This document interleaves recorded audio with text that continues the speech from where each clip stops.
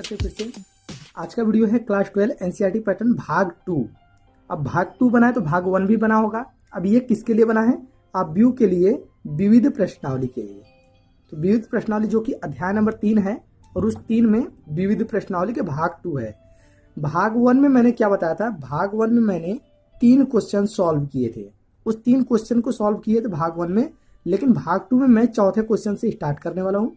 तो इस 3 क्वेश्चन को देखने के लिए, जो कि भाग 1 था, उसको देखने के लिए 2 कंडीशन है। 2 तरह से आप देख सकते हैं। पहला कंडीशन, आप डिस्क्रिप्शन में जाइए, वहां पे उसका लिंक दिया है, देख सकते हैं।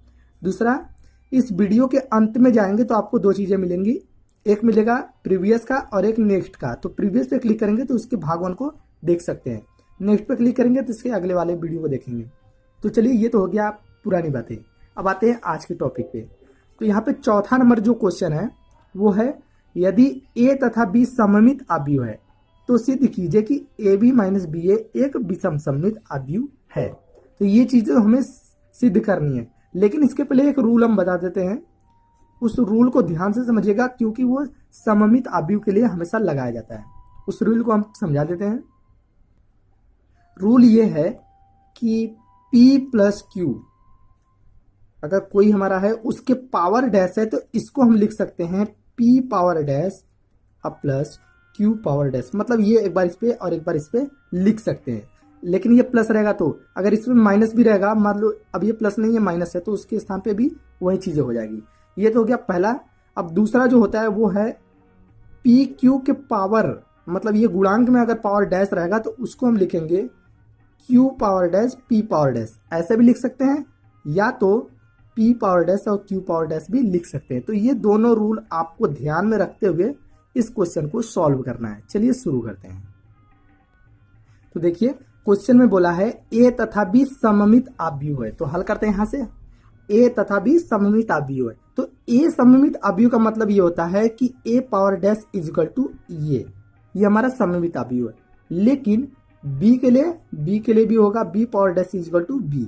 सममित आव्यूह में ये होता है कि उसका power dash is equal to A, B power dash is equal to B। ये B के लिए, ये A के लिए, ये सममित आव्यूह हो गया। ठीक है, अब हम हल करते हैं पहले के लिए। तो पहले के लिए हल कर लेते हैं। तो हमारा जो यहाँ पे दिया गया है उसको देखते हैं। ए बी माइनस बी ए ये दिया गया है, उसको हम लेते हैं। ए बी माइनस बी ए, उसके पावर डैश है तो डैश रखेंगे। अब इसको पहले हम हल कर लेते हैं। अब इसमें हम वही रूल अपनाएंगे जो मैंने यहाँ पे रूल आपको ये वाला बताया है। तो पहला है माइनस के लिए, तो ये वाला माइनस वाला अपनाएंगे। ठीक है, देखिए, तो लिखेंगे ए बी के पावर डैश फिर माइनस बी ए के पावर डैश, ये लगा लेंगे। अब मैंने बताया कि पी क्यू के पावर डैश के लिए, देखिए पी क्यू के पावर डैश का मतलब क्यू डैश पी डैश कर सकते हैं अलग अलग। तो सेम इसमें भी वही चीज करेंगे। ए के पावर डैश बी के पावर डैश माइनस बी के पावर डैश ए के पावर डैश, ये हो गया। अब लेकिन यहाँ पे देखिए ए के power dash is equal to A है, तो यहाँ पे हम लिखेंगे ए, और बी के पावर डैश बराबर मिला है B, minus B power dash बराबर बी है, ए पावर डैश बराबर ए है, ये मिल गया। अब इसके बाद देखिए, या इसको इस तरह से भी चेंज कर सकते हैं, बी ए और माइनस ए बी, ये हो जाएगा जब, तो ये माइनस यहाँ पे लग जाएगा। ठीक है, इसको जब चेंज करेंगे तो ये माइनस हो जाएगा। अब जब ये माइनस आ रहा है तो इसका मतलब क्या है? इसका मतलब ये विषम सममित आव्यूह है, विषम सममित आव्यूह।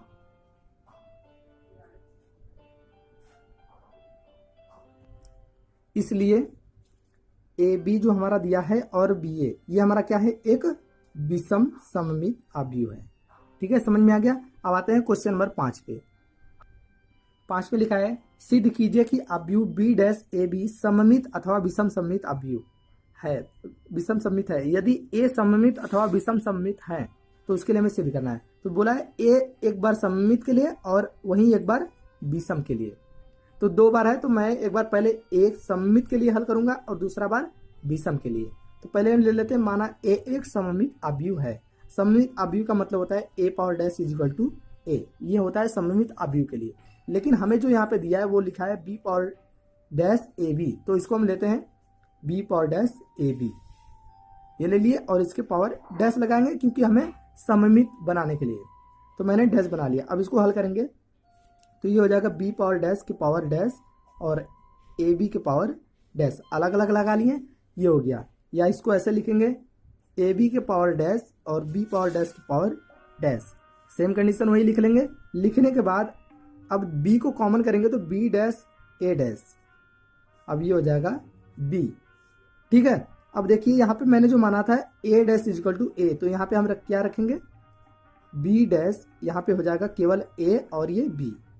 तो ये देखिए हमारा प्लस में आ रहा है, पॉजिटिव में आ रहा है, इसलिए ये हमारा क्या है सममित अवयव। तो हम यहाँ पे लिखेंगे बी डैश ए बी एक सममित अवयव है, अवयव है। सममित के लिए मैंने हल कर दिया। अब आते हैं विषम के लिए, तो हम लिखेंगे क्या माना ए एक विषम सममित अवयव है। तो अब दूसरी बार क्या ले रहे हैं एक विषम सममित अवयव, तो विषम सममित का मतलब होता है ए के power dash is equal to minus A. सममित में प्लस होता है, विषम में माइनस ए होता है। ठीक है, तो वही चीजें रखेंगे जो क्वेश्चन दिया था। क्वेश्चन में दिया था B power dash A B, तो उसके पावर डैश रखेंगे, डैश रख के इसको हल करेंगे तो देखिए क्या मिल जाएगा बी पावर डैश और ए बी पावर डैश, अलग अलग मिलेगा। अब उसके बाद हम इसको इस तरह से भी लिख सकते हैं बी पावर डैश ए पावर डैश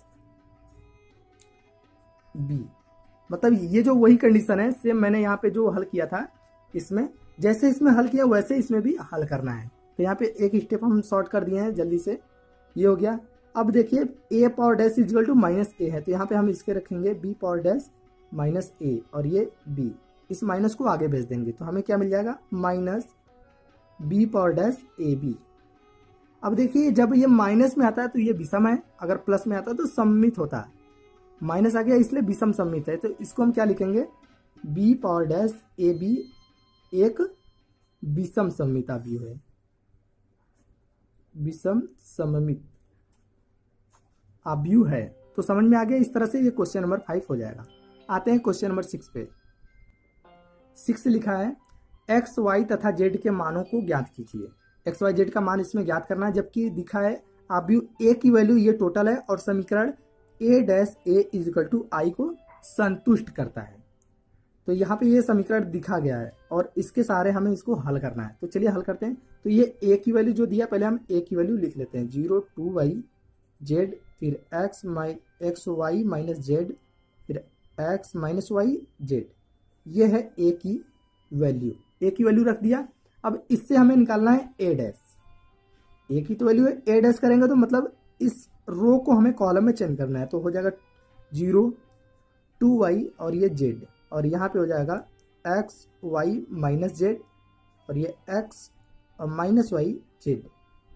ठीक है, मैंने क्या किया इस रो को कॉलम में किया, इस रो को कॉलम में, इस रो को कॉलम में चेंज कर दिया, तो इससे हमें ए डैश मिल गया, ए डैश मिल गया। अब यहाँ पे देखिए कंडीशन क्या बोला था, ए डैश ए इजिकल टू आई के बराबर है, तो हम रख लेते हैं वही समीकरण के लिए ए डैश ए इजिकल टू आई से, इस समीकरण से लेते हैं। ए डैश की वैल्यू रखेंगे 0x और यहाँ पे क्या था x, फिर 2y y माइनस वाई, फिर z माइनस जेड और z, ये हमारा ए डैश की वैल्यू है। और ए की जो वैल्यू क्वेश्चन में दिया उसको रखेंगे 0 2 वाई जेड और एक्स वाई माइनस जेड, फिर एक्स माइनस वाई जेड, ये है ए की वैल्यू इजिकल टू आई। तो आई को हमें 3/3 के क्रम के लेना है, 0 1 0 0 0 1 0 0 0 1, ये हो गया इकाई अवयव। ठीक है, अब लेने के बाद क्या करना है, इन दोनों का मल्टीप्लिकेशन करना है। तो इस रो का कॉलम में करेंगे प्लस लगा के, इस रो का कॉलम करेंगे प्लस लगा के, फिर इस रो का कॉलम में करेंगे। तो करेंगे तो 0 का 0 में करेंगे 0 प्लस एक्स का एक्स में करेंगे एक्स स्क्वायर प्लस एक्स का एक्स में करेंगे एक्स स्क्वायर। इसी तरह दूसरे रो में अब इसका फिर इस दूसरे में करेंगे तो मिल जाएगा 0 plus X Y minus X Y. ठीक है, 0 हो गया और ये एक्स वाई और ये माइनस एक्स वाई। इस तरह मैं कर लेता हूँ जल्दी जल्दी। यहाँ हो जाएगा माइनस एक्स जेड अब प्लस एक्स जेड, एक तो हमारा 0 हो जाएगा। अब बच्चे का नीचे क्या, नीचे भी गुणा कर लेंगे 0 प्लस वाई एक्स, आपको गुणा आता होगा पहले से ही, मैं यहाँ पे जल्दी जल्दी कर लेता हूँ। 4y² अब प्लस y² हो जाएगा प्लस y², और यहाँ पे 2yz माइनस yz और माइनस yz, और नीचे गुणा कर लेते हैं इसका, तो 0 माइनस zx अब प्लस zx, यहाँ पे 2yz अब माइनस zy माइनस zy, और इसमें गुणा करेंगे लास्ट में तो आ जाएगा z² अब प्लस z² अब प्लस z²। ये हो गया तीनों का गुणा। गुणा करने के बाद अब इधर क्या बचा हुआ है, इकाई अवयव रख लेते हैं। 1 0 0 0 1 0 0 0 1, ये हो गया इकाई अवयव के लिए। रखने के बाद अब इसको हल कर लेते हैं, तो यहाँ पे आ जाएगा पहला 2x², दूसरा को जोड़ेंगे आ जाएगा 0 और ये 0, फिर यहाँ पे 0 6y² और ये आ जाएगा 0, और ये कट जाएगा आपस में 0, फिर ये भी आपस में जुड़ के कट जाएगा 0, और इसको जोड़ेंगे तो आ जाएगा 3z², ये मिल गया। इक्वल टू हमारा इकाई अवयव के लिए 0 1 0 0 0 1, ये हो गया। अब इसके करने के बाद भी एक छोटा सा काम और करना है, तुलना करना है। इसको इसके तुलना करेंगे, अवयव से अवयव की तुलना करना। तो 2x² इक्वल टू 1, तो x² इक्वल टू 1/2, तो x इक्वल टू क्या हो जाएगा, रूट में भेज देंगे 1/√2, ये मिल जाएगा पहला का आंसर, प्लस माइनस 1/√2, x की वैल्यू मिल गई। इसी तरह इसको तुलना करेंगे 6y² इक्वल टू 1, तो सीधे हम y की वैल्यू निकालते हैं, तो y की वैल्यू आ जाएगी 1/√16 हो जाएगा √16, ये प्लस माइनस में। अब इसी तरह सेम z का वैल्यू निकालेंगे, तो z की वैल्यू जब तुलना करके निकालेंगे तो z की जो वैल्यू आ जाएगी प्लस माइनस 1/√3 आ जाएगी। तो x की वैल्यू मिल गई, y की वैल्यू मिल गई और z की वैल्यू मिल गई, जो हमें ज्ञात करना था। आते हैं क्वेश्चन नंबर 7 पे। क्वेश्चन नंबर 7, x के किस मान के लिए यहाँ पे 3 चीजें दिया गया है इज इक्वल टू 0, तो x का मान हमें ज्ञात करना है। तो यहाँ पे ये चीजें दिया है, इसको लिख लेते हैं 1 2 1, फिर अवयव दिया है 1 2 0 2 0 1 और 1 0 2,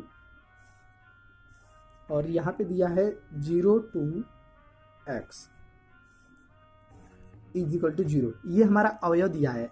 अब इस समीकरण को हल करेंगे, हमें इस x का मान ज्ञात करना है। तो सबसे पहले हम इस कॉलम का इसमें गुणा कर लेते हैं, तो 1 2 1 इसको छोड़ देंगे, और यहाँ पे जब गुणा करेंगे तो हमें मिल जाएगा 0 प्लस 2 दूनी के 4 अब प्लस 0 का x में करेंगे 0, फिर दूसरे का करते हैं तो आ जाएगा 0 प्लस 0 प्लस x, तीसरे में कर लेते हैं तो आ जाएगा 0 प्लस 0 प्लस 2x, ये हो गया हमारा गुणा इज इक्वल टू 0।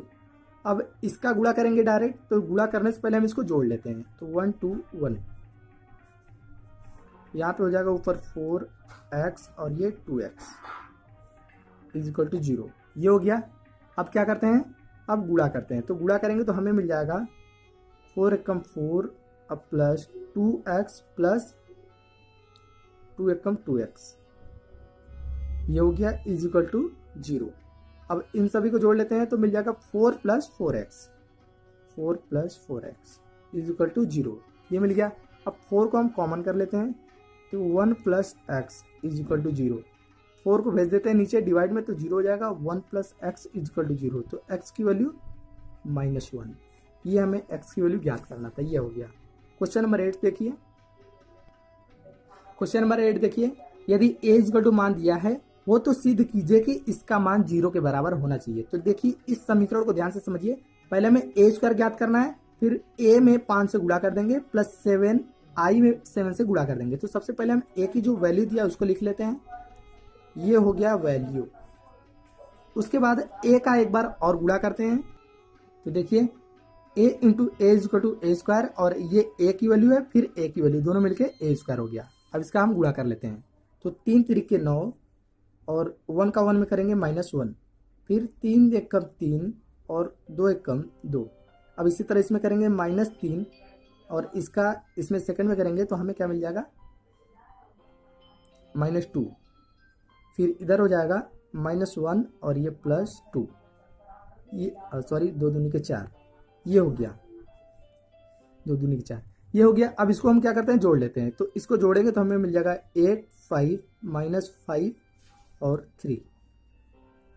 ये हमें वैल्यू मिल गया ए स्क्वायर का। ए स्क्वायर की वैल्यू तो मिल गया। अब हमें निकालना है 5a का, तो 5a की वैल्यू निकालते हैं। तो 5 का गुणा 5a में कर लेते हैं। अब इसका गुणा कर लेते हैं। तो 5 तिया के 15 और 5 एकम 5 -5 और 5 दूनी के 10। ये वैल्यू मिल गया 5a का। इसी तरह 7a का हो जाएगा। तो हम सभी को क्या करते हैं, उस समीकरण में रख लेते हैं। चलिए रखते हैं समीकरण में मान।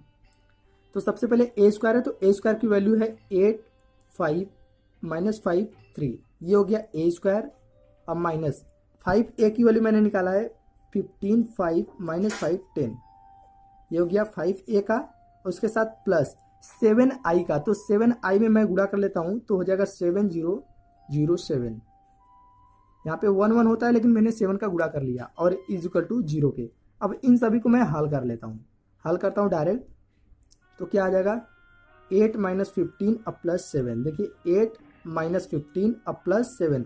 इन सभी को इस तरह से मैं हल कर लेता हूँ। इधर आ जाएगा 5 - 5 अब प्लस 0। नीचे हो जाएगा -5 + 5 0। और यहाँ पे हो जाएगा 3 - 10 अब प्लस 7। ये हो गया। अब इसको हम जोड़ लेते हैं, तो ऊपर आ जाएगा 0, ये हो जाएगा 0, इसको भी 0 कर लेंगे, ये हो जाएगा 0। तो इस तरह से देखें सभी 0 आ गए। तो ये मान 0 के बराबर है। और जो हमारा राइट हैंड साइड है वो भी हमारा 0 था, तो इसलिए 0 0 बराबर हो जाएगा। Left hand side is equal to right hand side. आते हैं क्वेश्चन नंबर 9 पे। क्वेश्चन नंबर 9, यदि यहाँ पे ये समीकरण दिया गया है तो x की वैल्यू हमें पूछ रहा है कि इस x की वैल्यू क्या होगा।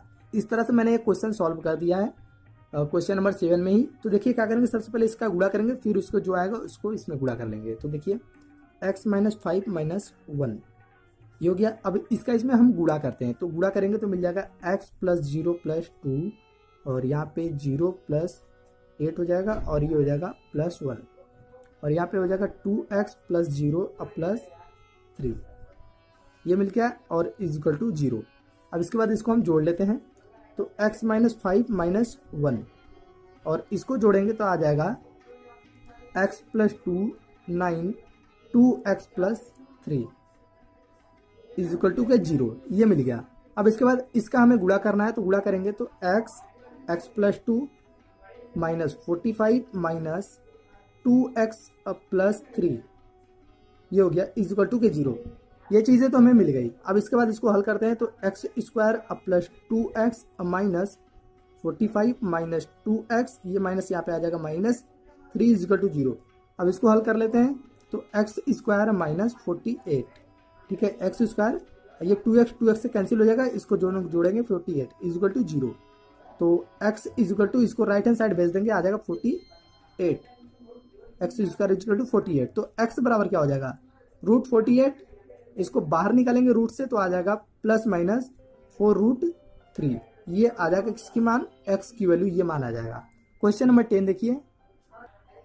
क्वेश्चन नंबर 10, एक निर्माता 3 प्रकार की वस्तुएं XYZ का उत्पादन करता है जिनका वह 2 बाजारों में, यहाँ पे 2 बाजार है मतलब कि 2 बाजार है, ठीक है, विक्रय करता है। वस्तुओं की वार्षिक बिक्री यहाँ पे दिया गया नीचे। तो वार्षिक बिक्री क्या है, बाजार, ये है उत्पादन। तो ये 3 प्रकार की क्या है हमारा वस्तुएं हैं, पहला और दूसरा, यही 2 प्रकार की क्या है, बाजार। तो पहले में ये, दूसरे में ये दिया गया है। अब यहाँ पे देखिए 2 क्वेश्चन बोला है। ए, यदि x, y तथा z की प्रत्येक इकाई का विक्रय मूल्य दिया है, पहला, दूसरा और तीसरा, ये मूल्य है अलग अलग ले, x के लिए ये, y के लिए, z के लिए ये दिया है। वो तो प्रत्येक बाजार में कुल आय आप बीजगणितीय सहायता से ज्ञात कीजिए।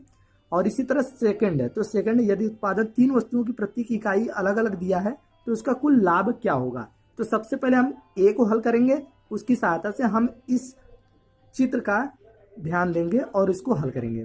तो चलिए शुरू करते हैं। ए नंबर, यहाँ पे ए ले लेते हैं। ए का जो हमारा उत्पादन है, उस उत्पादन को हम अवयव रूप में बना लेते हैं। तो पहला हमारा दिया है 10,000, फिर उसके बाद दिया है 2,000, फिर उसके बाद 18,000, फिर नीचे दिया है 6,000 और ये है हमारा है 20,000 और यहाँ पे है 8,000। ठीक है, ये चीजें दिया गया है, देख लीजिए आप क्वेश्चन में।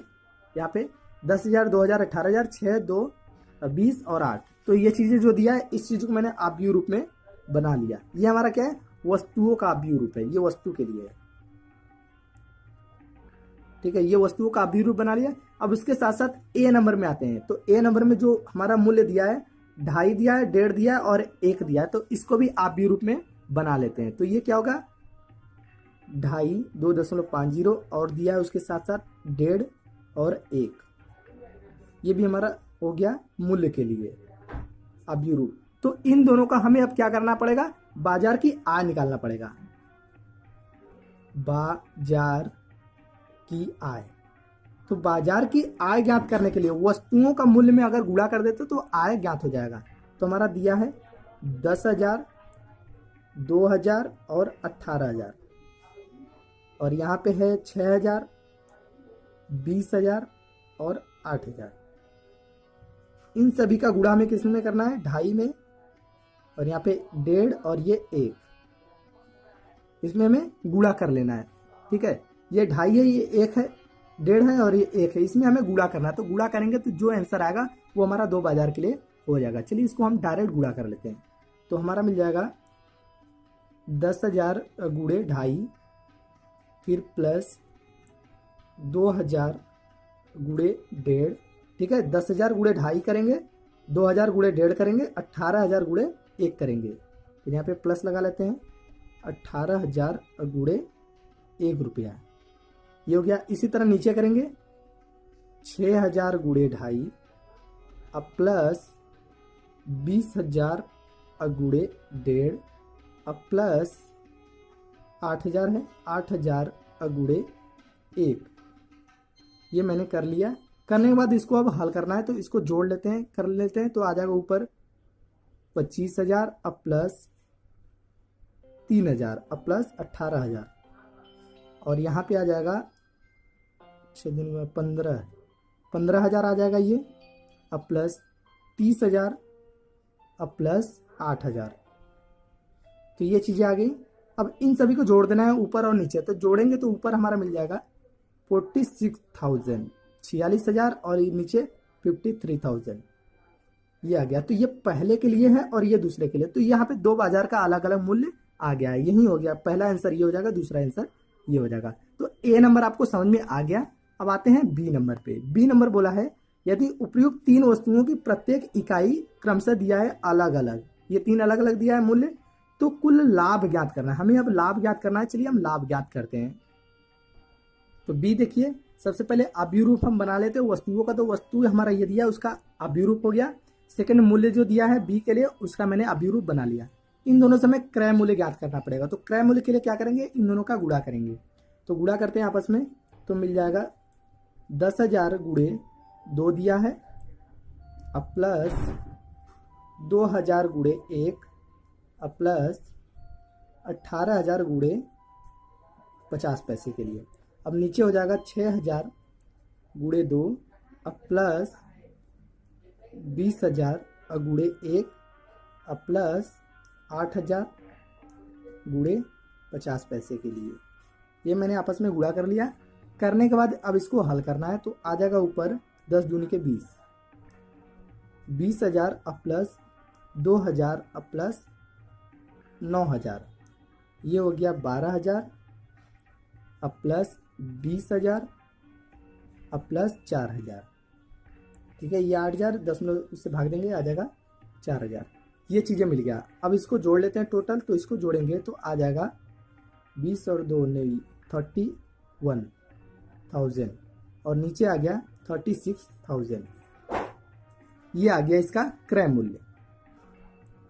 क्रय मूल्य हमें क्या ज्ञात करना है, लाभ ज्ञात करना है। तो पहले बाजार के लिए निकालते हैं। पहले बाजार के लिए लाभ। तो जो पहले बाजार के लिए लाभ निकालेंगे, तो लाभ का जो फॉर्मूला लगाएंगे वो होता है विक्रय मूल्य माइनस क्रय मूल्य, ये होता है इसका फॉर्मूला। तो विक्रय मूल्य मैंने क्या निकाला था, 46,000 पहले बाजार के लिए, और माइनस क्रय मूल्य पहला आया है 31,000, ये आया हुआ है 31,000। अब इसको घटा लेते हैं तो आ जाएगा 15,000। तो ये हो गया पहला लाभ। अब दूसरे बाजार के लिए निकालते हैं इसी तरह। दूसरे के लिए लाभ, तो जब दूसरे के लिए लाभ निकाले तो वही फॉर्मूला सेम रहेगा। और दूसरा हमारा आया था 53,000, अब माइनस इसका आया है 36,000 इज इक्वल टू घटा देंगे 70,000, ये दूसरे के लिए लाभ हो जाएगा। तो समझ में आ गई बातें। चलिए शुरू करते हैं क्वेश्चन नंबर 11। क्वेश्चन नंबर 11, अब यू एक्स ज्ञात कीजिए यदि एक्स 1 2 3 4 5 6 -7 -8 -9 4 2 6 ये दिया गया है। तो ये दोनों एक तरह समीकरण में इस एक्स की वैल्यू ज्ञात करना है। तो मान लेते हैं सबसे पहले हमें जब एक्स की वैल्यू ज्ञात करना है तो मान लेते हैं एक्स बराबर क्या है हमारा, X is equal to ABCD। ये हम 2/2 के क्रम का क्यों ले रहे हैं, क्योंकि ये 2/2 के क्रम का ही ऑलरेडी है। ले लिया, लेने के बाद अब इसको हम यहाँ ये पुट कर लेते हैं तो मिल जाएगा ABCD, एक्स हो गया और उसके साथ साथ 1 2 इज इक्वल टू -7 -8 -9, यहाँ पे 2 4 6। ठीक है, ये करने के बाद अब इस a का हम इस मतलब इस अवयव का इसमें हमें गुणा करना है। तो गुणा करेंगे तो मिल जाएगा a + 4b 2a + 5b और यहाँ पे 3a + 6b। अब इसका गुणा कर लेते हैं नीचे, तो c + 4d और ये 2c + 5d और ये 3c + 6d, ये हो गया इसका गुणा। इज इक्वल टू क्या दिया है, -7 -8 -9, नीचे है 2 4 6, ये हो गया। अब देखने के बाद हमें अवयवों की तुलना करना है। तो लिखेंगे संगत अवयवों की तुलना, ठीक है, की तुलना से जब तुलना करेंगे तो हमें a + 4b बराबर मिल जाएगा -7। तो लिखेंगे a + 4b is equal to -7, समीकरण नंबर 1। इसी तरह दूसरा समीकरण बनाएंगे 2a + 5b is equal to -8, equation number 2। और तीसरा है 3a + 6b is equal to -9, equation number 3। इस तीनों समीकरण से पहले हम हल कर लेंगे, a b c का मान ज्ञात कर लेंगे, फिर उसके बाद इसका तुलना करेंगे। तो पहले हम इन तीनों का मान ज्ञात कर लेते हैं। अब देखिए इन तीनों का मान ज्ञात करना है a b c का, तो यहाँ पे अगर 2 से हम गुणा कर देते तो ये 2a मिल जाएगा और यहाँ पे भी b है। तो लिखेंगे समीकरण 1 में 2 से गुणा करते हैं तो मिल जाएगा 2a + 4 दूनी के 8b इज इक्वल टू 7 दूनी के 14। ठीक है, सभी में मैंने 2 से गुणा कर लिया और हमारा समीकरण नंबर 2 क्या है, 2a + 5b is equal to -8। ये हमारा a में मैंने 2 से गुणा कर लिया समीकरण 1 में, और समीकरण 2 हमारा ये ऑलरेडी है। अब देखिए ये तो कट जाएगा, लेकिन कब कटेगा, जब हम लिखेंगे घटाने पर। घटाने पर मतलब चिन्ह को चेंज करते हैं। तो ये कैंसिल हो गया, 8 में से 5 हो जाएगा 3b इज इक्वल टू, ये घटा लेंगे तो आ जाएगा हमारा टोटल -2, सॉरी 2 4 2 6 हो जाएगा और b इज इक्वल टू आ जाएगा 3 दूनी के 6 -2। ये आ गया b की वैल्यू आ गया। अब इस b की वैल्यू हम उठा के कहाँ पे रख लेते हैं, पुट कर लेते हैं, कहीं भी पहले में डाल देते हैं। लिख लेते हैं समीकरण 1 से, तो a + 4 × -2 b की वैल्यू रख दिया इज इक्वल टू -7। तो a इज इक्वल टू -7 4 दूनी के 8, ये हो जाएगा इस साइड राइट हैंड साइड +8। तो a की वैल्यू हमें क्या मिल गया, a की वैल्यू मिल गया +1। इसी तरह c की वैल्यू निकालेंगे तो a का मान समीकरण 3 में रखेंगे, समीकरण 3 से। तो 3 में रखेंगे तो हमें जो c की वैल्यू मिल जाएगी, ठीक है, a b की तो वैल्यू मिल गया। देखते हैं c इसमें है, इसमें c नहीं है, केवल a b है, तो c की वैल्यू इसमें हमें नहीं मिलेगा, तो हम यहाँ पे छोड़ देते हैं इसको। अब हम तुलना करते हैं दूसरे अवयव से, क्योंकि इसमें सभी देखिए ए बी है, ए बी है, ए बी है, तो ए बी की वैल्यू तो हमें मिल गया। अब इसमें सी डी है, तो इस अवयव का इससे तुलना करेंगे, इस अवयव का इससे तुलना करेंगे, इस अवयव का इससे तुलना करके सी डी का मान निकाल लेते हैं। अब संगत अवयवों की तुलना करने पर तो ये 3 हमारा मिल गया, उसका समीकरण मैंने 4 5 6 ले लिया।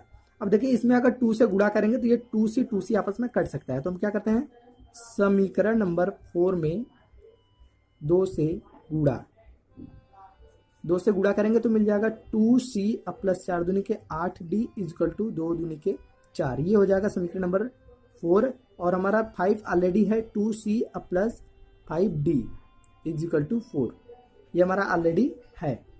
अब क्या करते हैं, घटाने पर घटाते हैं तो माइनस माइनस और ये माइनस कैंसिल, ये हो जाएगा 3d इजिकल टू 0। तो d इजिकल टू 0, d की वैल्यू हमें 0 मिल गया। इस d की वैल्यू हम उठा के रख लेते हैं समीकरण नंबर किसी में भी, तो हम 6 में रख लेते हैं। तो लिखेंगे समीकरण 6 से, ठीक है। तो 3c अब प्लस 6 इंटू डी की वैल्यू 0 इजिकल टू 6 दिया है समीकरण में। तो 3c इजिकल टू ये हो जाएगा 6, क्योंकि ये तो 0 हो गया, इसको 95 कर तो अभी 0। तो c की वैल्यू आ जाएगी 2, c की वैल्यू मिल गई, d की वैल्यू मिल गया और a b की वैल्यू हमें मिल गया। तो उन सभी से मैंने जो x बराबर निकाला था a b c d मैंने मान रखा था। जब मैंने ये माना था तो a की वैल्यू निकला है वो 1 और b की वैल्यू निकला है -2, c की वैल्यू 2 निकला है ये और d की वैल्यू 0 निकला है। तो इस तरह से ये हो जाएगा x की टोटल वैल्यू। आते हैं क्वेश्चन नंबर 12 पे। क्वेश्चन नंबर 12, यदि a तथा b समान कोटि के अवयव इस प्रकार हैं कि ab इक्वल टू ba, तो गणितीय आगमन द्वारा सिद्ध कीजिए कि ab पावर n बराबर b पावर n a होगा। इसके अतिरिक्त सिद्ध कीजिए कि समस्त n बिलोंग टू n के लिए ab power n equal to a power n b power n होगा। तो यहाँ पे ये जो क्वेश्चन दिया गया ये है गणितीय आगमन का सिद्धांत के सवाल। तो गणितीय आगमन का सिद्धांत मैंने इसके पहले भाग में बता दिया है कि कैसे इसको लगाया जाता है। तो उम्मीद करते हैं उस प्रकार से आप लगा सकते हैं। यदि आपको अभी तक वो पहला भाग नहीं देखे, कैसे देखेंगे, तो ये वीडियो जस्ट खत्म होता है, तो खत्म होने के बाद आपको कुछ